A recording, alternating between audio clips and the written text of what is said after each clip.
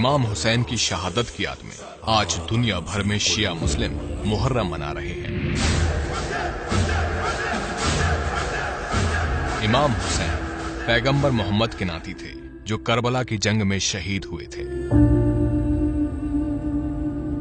मुहर्रम क्यों मनाया जाता है, इसके लिए हमें तारीख के उस हिस्से में जाना होगा जब इस्लाम में खिलाफत यानी खलीफा का राज था।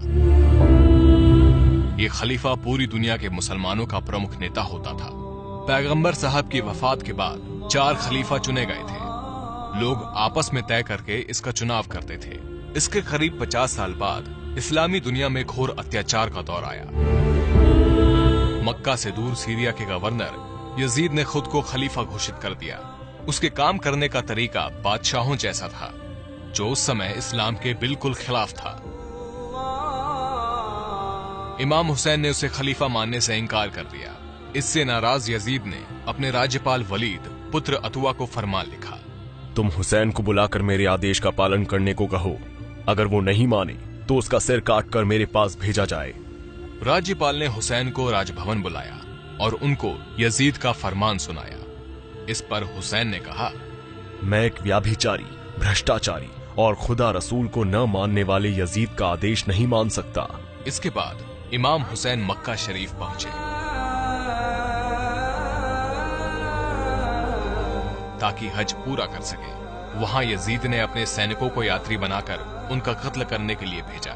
इस बात का पता हुसैन को चल गया, लेकिन मक्का ऐसा पवित्र स्थान है जहां किसी की भी हत्या हराम है। खून खराबे से बचने के लिए हुसैन उम्रा करके परिवार सहित इराक चले गए। मुहर्रम महीने की 2 तारीख 61 हिजरी को हुसैन अपने परिवार के साथ करबला में थे। 9 तारीख तक वो यजीद फौज को सही रास्ते पर लाने के लिए समझाते रहे, लेकिन वो नहीं माने। इसके बाद हुसैन ने कहा, तुम मुझे एक रात की मोहलत दो ताकि मैं अल्लाह की इबादत कर सकूं। इस रात को आशुरा की रात कहा जाता है। अगले दिन जंग में उनके 72 फॉलोअर्स मारे गए। तब सिर्फ हुसैन ही अकेले रह गए थे।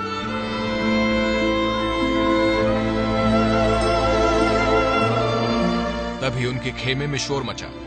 उनका 6 महीने का बेटा अली असगर प्यास से बेहाल था। हुसैन उसे हाथों में उठाकर मैदान करबला में ले आए।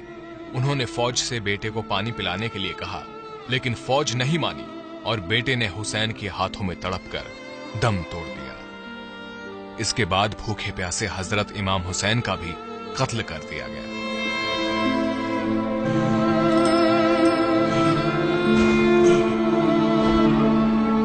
हुसैन ने इस्लाम और मानवता के लिए अपनी जान कुर्बान की थी। इसे आशुरा यानी मातम का दिन कहा जाता है।